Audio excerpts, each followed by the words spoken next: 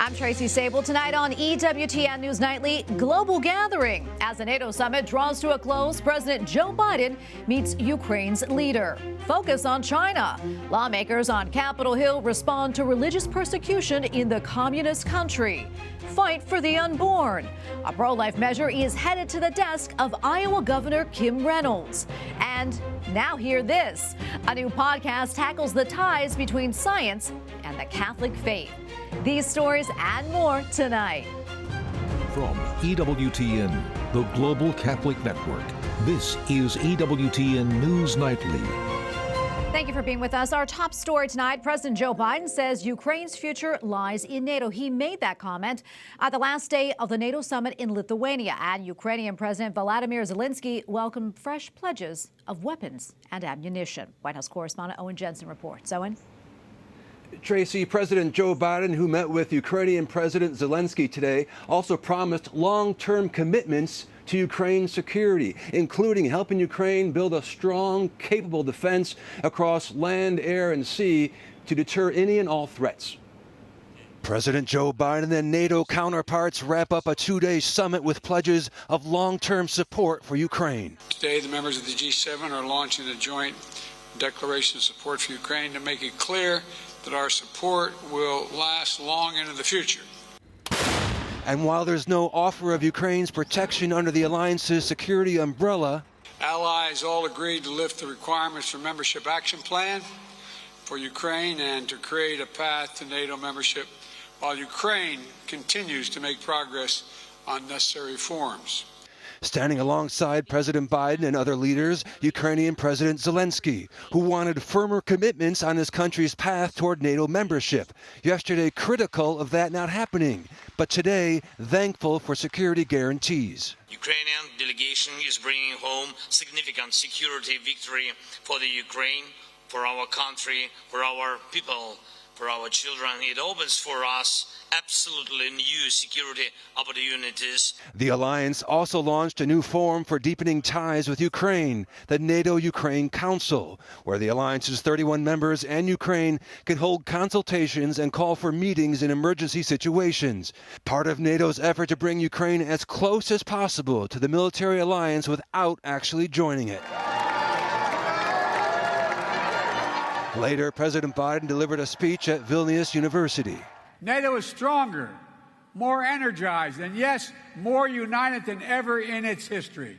Reacting to the NATO summit developments, Moscow, the Kremlin considering plans by G7 nations to offer Ukraine security guarantees to be, quote, extremely ill-judged and potentially very dangerous. President Biden's next stop, Finland, NATO's newest member. He'll meet with Nordic leaders and then return to the U.S., where today he got some positive news on inflation. It's cooled off a little bit more, but it's still above the Federal Reserve's target rate. At the White House, Owen Jensen, EWTN News Nightly. And joining us now is John Elliott, managing partner at Brighton Strategy Group and former National Security Council spokesman for the Trump administration. John, good to see you again, as always. Your thoughts on the NATO summit and the declaration to provide long-term security guarantees to Ukraine in lieu of the country's admittance to the alliance. I mean, something that Owen mentioned that President Zelensky really didn't take too kindly to yesterday. Indeed, Tracy, what happened at the summit is really kind of amazing because, as Owen pointed out, Zelensky just yesterday, he actually sent out a tweet saying it was absurd that there was no direct pathway to citizenship for Ukraine. And then clearly what happened was behind the scenes, somebody very high up, it was probably not Joe Biden, but it was really at the staff level. I'm sure they said, look, your principal, Zelensky, needs to dial it back in a big way because we've provided now so many billions of dollars that even those who are really the hawks who really want to keep endless spending, and we can touch on that in a second, even those hawks were saying, help us help you. Those tweets saying this is absurd, it's almost like, look, you're somebody who's making unreasonable demands and that right now the tide is turning in terms of support for the endless war here, just like everything else. It used to be about 60%. Now it's down below 40% in terms of Americans who say this is a priority.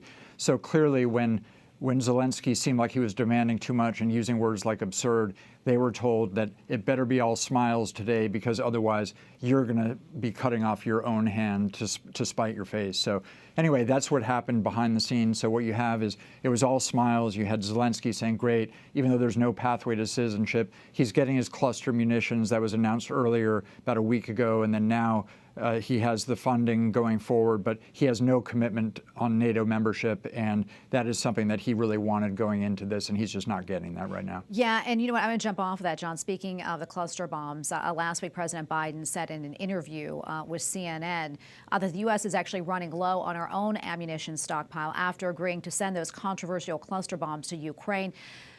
John, what kind of position does this put the U.S. in as far as our own national security and also the threats that we face here at home?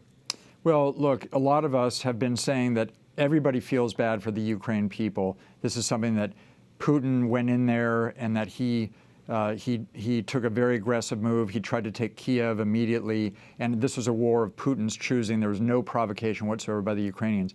That said, we put close to $180 billion, some put it as higher than that, of U.S. taxpayer money to that, when that really should have been handled by NATO and not have our country in the lead, but rather have NATO as an alliance in the lead there.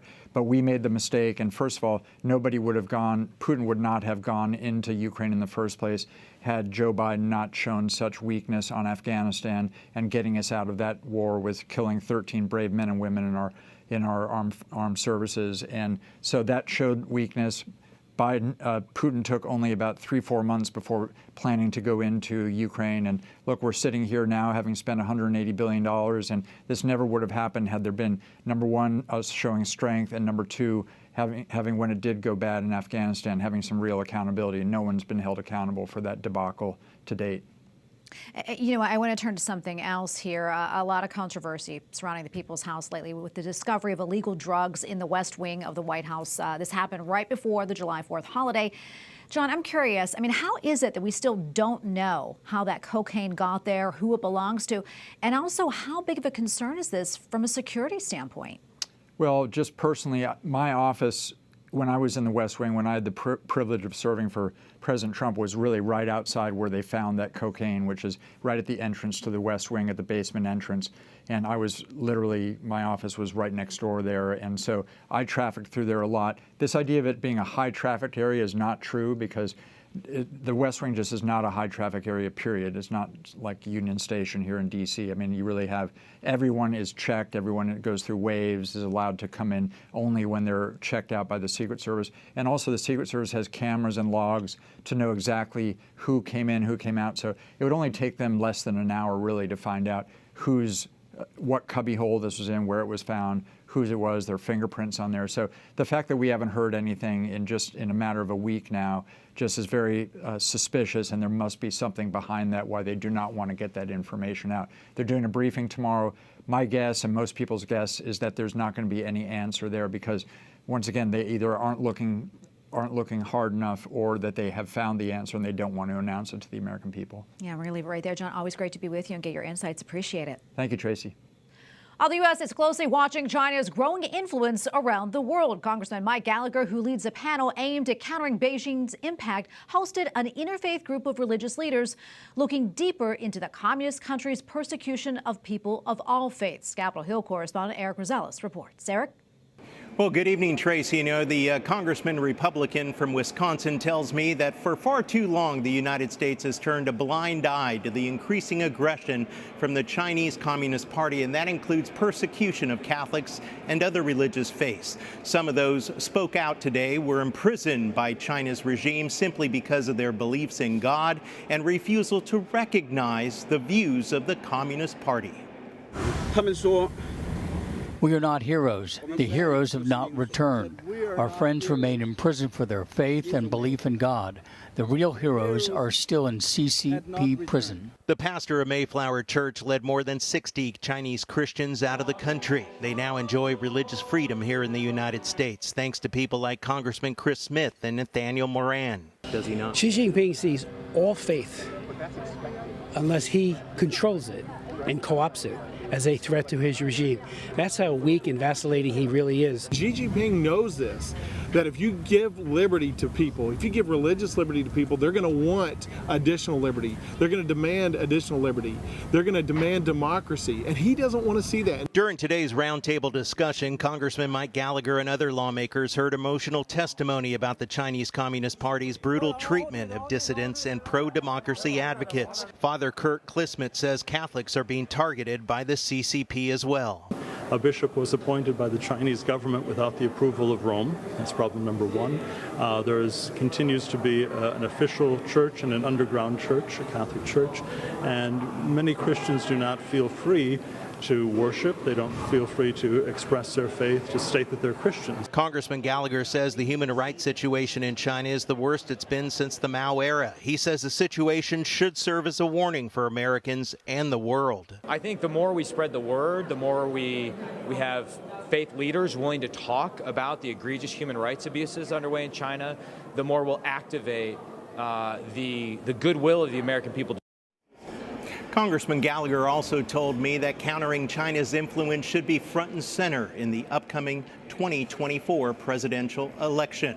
And in other news, FBI Director Christopher Wray faced criticism before Congress when he appeared before the House Judiciary Committee. Now, front and center were questions about the FBI's role in the federal criminal investigation against former President Donald Trump and the weaponization of the agency during investigations against conservative groups, including the Catholic Church. At the Capitol, Eric Rosales, EWTN News Nightly. Lawmakers in Iowa passed a new pro-life bill following a lengthy special session. The measure bans abortions after around 6 weeks, replacing the current 20-week ban. Iowa's Republican governor says that she will sign the bill into law on Friday. And we have a lot more still to come here on EWTN News Nightly, including eye on inflation, a closer look at the numbers and what it means for you. And it's complicated. A new podcast tackles the relationship between faith and science.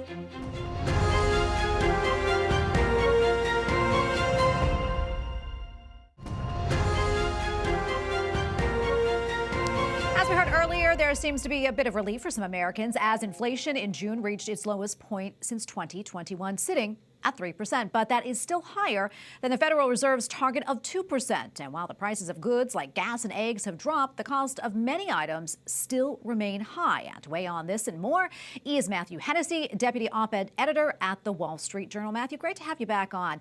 Let's talk about these inflation numbers. Good to hear the numbers are down, but I'm not sure how encouraging that is to most Americans, as many of us are still feeling the pinch. Yeah, I think this is really good news for American consumers across the board.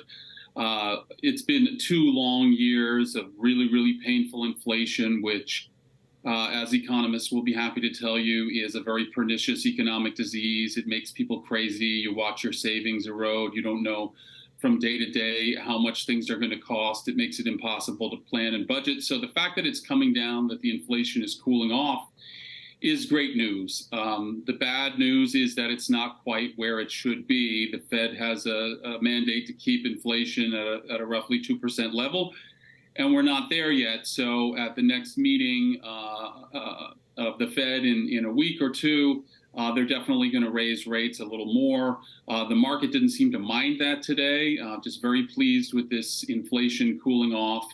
And hopefully we'll get down to a place where we can continue to have a resilient economy with strong jobs and wage growth and low inflation so that people can plan their lives and save money on the expectation that it'll be there for them when they go to get it. Yeah, I want to switch gears now. As we heard from Eric earlier, FBI Director Christopher Wray faced some harsh criticism in front of a congressional hearing this morning over a number of issues, including the weaponization of the FBI against certain groups, including Catholics. Matthew, your thoughts, and what do you think will come from all of this? Well, I'm afraid I don't think that much will come from it. The Republicans who had Christopher Wray on the hot seat today didn't really seem to have a organized way of going after him. They're kind of coming from all different directions under the rubric of weaponizing the federal government. There were some good questions about, the targeting of pro-life Catholics, that very famous case where the pro-life activist was ripped from his home And the FBI should definitely be held to account for that because those are over-the-top tactics against people, as we know, who only want to protect babies and mothers. So it seems entirely partisan motivation, which the FBI shouldn't really be engaging in. But I'm afraid that not much will come of this in the long run. We've got all sorts of crazy ideas like moving the FBI to Alabama, hoping that the large numbers of staff will quit and then you can rebuild it. I don't know that the Republicans have put together a really coherent plan for addressing the problems at the FBI that we've been learning about the last, frankly, 5, 6, 7 years now, where it seems a lot of investigations are politicized from the start, and powerful people aren't being held to account or investigated because they belong to the right political party. That's obviously got to stop, but I don't think Republicans have a very good plan for going about it. Something else I want to touch on and get your opinion on is yesterday we reported on a new law in Virginia that went into effect protecting churches from discriminatory state disaster regulations, this in light of the COVID pandemic. I want to get your insights, what you think of this law, and do you think we could see similar legislation in other states? Well, there has been some codification of these kinds of laws in other states. The takeaway for me is that this is a political victory. So often, religious people, Catholics, especially clergy and bishops, see politics as something somehow dirty or beneath them, or that they have to be careful of. This case really puts the lie to that, because some Republicans in Virginia tried to get this law passed in 2021 and they couldn't. And essentially, as you reported, the law holds churches and houses of worship to the same restrictions in the event of an emergency as other essential functions. So, in other words, you can't have nail salons and bars and restaurants open and churches subject to onerous restrictions. They have to be treated the same. Once Virginians elected Governor Glenn Youngkin and Republicans took over the state house in Virginia, they were able to get this law, which is serious protection of religious rights and freedoms, enacted, passed, and signed. And as of July 1st, it's the law in the state of Virginia. So religious people who shy away from politics or think that they shouldn't engage in it because they might offend certain corners of their congregation or because it's just something ungodly, need to look at laws like this and how they're going to affect their communities and real people's faith lives, and maybe think twice about taking such a hands-off approach to politics. Oh, Matthew, thanks so much for coming back on. We really appreciate it. It's my pleasure. Up next on EWTN News Nightly, 700th anniversary. The Vatican names a special envoy for a celebration next week. We'll explain. Plus, Down to a Science. Learn more about a new Catholic podcast launching tomorrow.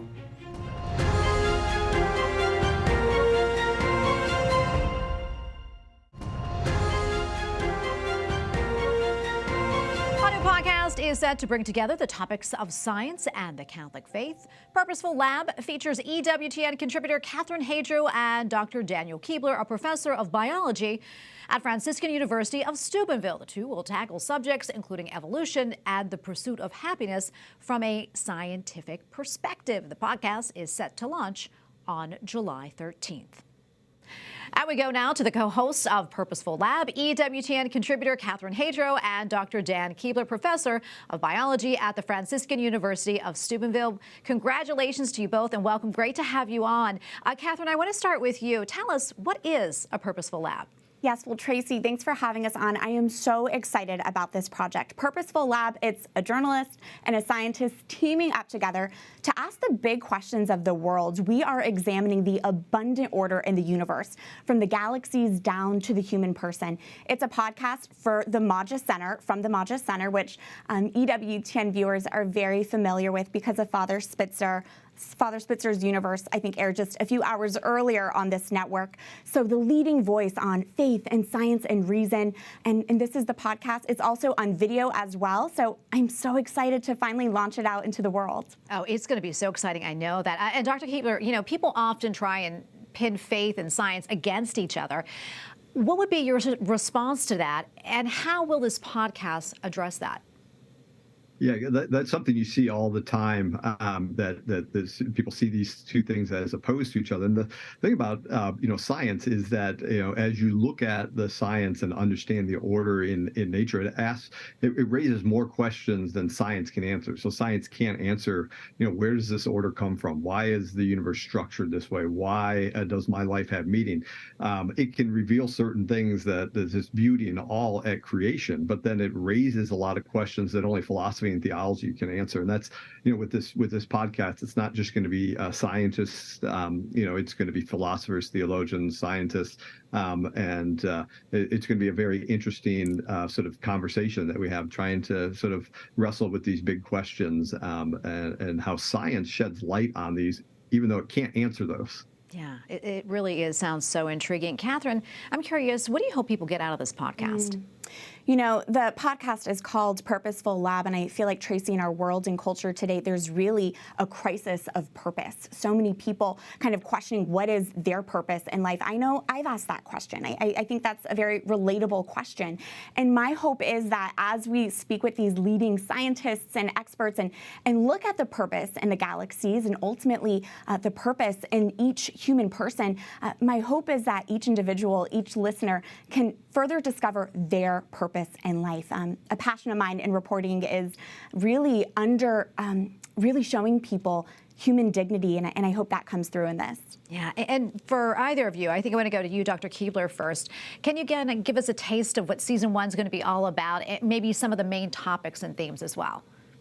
Yeah, season 1, what we want to do is just give a big overview of sort of the order that you see in creation, from the macro level of the whole cosmos down to the human person. So, for example, we'll have Dr. Karen Oberg, who's an astrochemist, who's going to talk about the planetary formations and solar system formations, and show how the universe is sort of teeming with these molecules that are found in living organisms. How the universe seems to be set up based on its physics and chemistry for life. And then we'll also have Father Spitzer on to cap off the season, and he'll talk about, given what we see in nature, what is it that brings us happiness and purpose, and how does that relate to our place in the natural world? So those are the types of sort of arc that we're going to have this first season. You can see the diverse range of speakers that we're going to have on our guests on our show. Okay, and I have one more question. Catherine, where can people go to get more information? Yes, go to majacenter.com. You can find everything there about the podcast. Make sure to go to your favorite podcast platform, whatever it is. Go ahead and subscribe to Purposeful Lab so that our episode drops straight into your phone when we launch. All right, Catherine and Dr. Kuebler, thank you both so much for coming on, and looking forward to the podcast. Congratulations. Thank you. Thank you. Thanks for having us.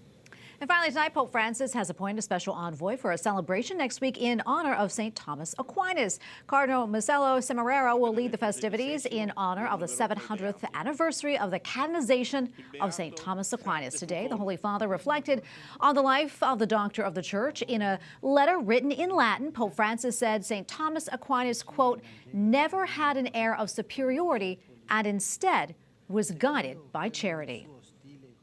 We go now to Andreas Thonhauser, EWTN Vatican Bureau Chief. Andreas, great to be with you today. What can you tell us about the upcoming celebrations for the 700th anniversary of the canonization of St. Thomas Aquinas? Yeah, Tracy, just yesterday, the Holy See Press Office published a letter by Pope Francis to Cardinal Semeraro. Now, he's the head of the dicastery for the causes of the saints, and next week, this cardinal will preside over a mass in the Abbey of Fossanova in Italy, the place where St. Thomas died. Cardinal Semeraro will celebrate, as you said, the 700th anniversary of the canonization of St. Thomas Aquinas. And this is very fitting, as the cardinal oversees the Church's office, which is responsible for vetting sainthood and for preparing canonizations. And the letter came in a language St. Thomas used for his writings, namely in Latin. And that's quite remarkable, I would say, as nowadays most communications from Pope Francis are, of course, issued in common languages such as Italian, English, or Spanish. And in his letter, Pope Francis pointed to St. Thomas's biggest achievement. He said that he was investigating the divine mysteries with reason while contemplating them with fervent faith. And this combination of faith and of reason, of science and religion, brought a new era in European academia of that time. Indeed. And in what ways does he remain relevant today? Well, you know, Tracy, there's this famous story of Thomas being nicknamed by his fellow students the dumb ox, both because of his size and the fact that he was slow in speech. His teacher at the time prophesied then that St. Thomas's bellowing in doctrine would one day resound throughout the world. And his philosophical and theological thinking really have become defining for the church. You know, his main work, the Summa Theologica, including his famous discussion of the proofs for the existence of God, to this day, it's still one of the most important theological readings. And also Pope Francis called him a resource for the church today, and also stressed that his saintly lifestyle should impress us. But he was very clear that it was his saintly lifestyle that should impress us, and not so much his academic achievements. And Andreas, before I let you go, I know you're speaking to us from a really remarkable background. Tell us more about that and where you are right now.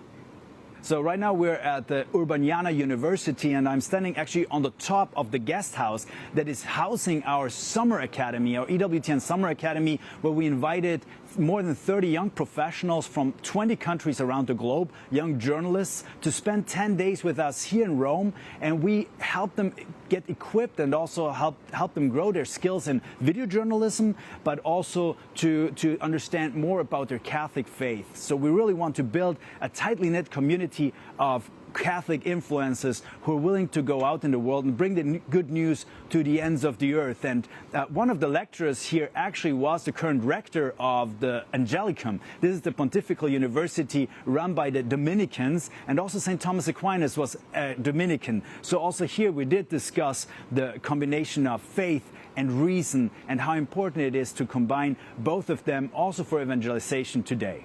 Well, Andrea, so great to be with you, and thank you so much for that report. We appreciate it. Thank you for watching tonight. Remember, you can follow us on social media, Facebook, Twitter, and Instagram at EWTN News Nightly. I'm Tracy Sable. Good night, and God bless.